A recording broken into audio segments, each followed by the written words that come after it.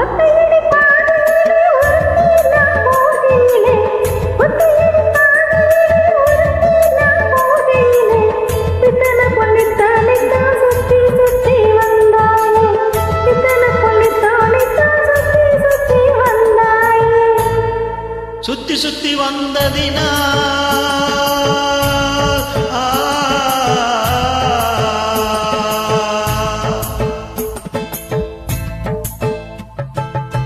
சுத்தி சுத்தி வந்ததினால் சொந்தமாகி போனவளே, சித்தாங்குளிர இப்போ செத்தனைக்க போரேண்டி, ஏன் சித்தாங்குளிர இப்போ செத்தனைக்க போரேண்டி. பருத்தி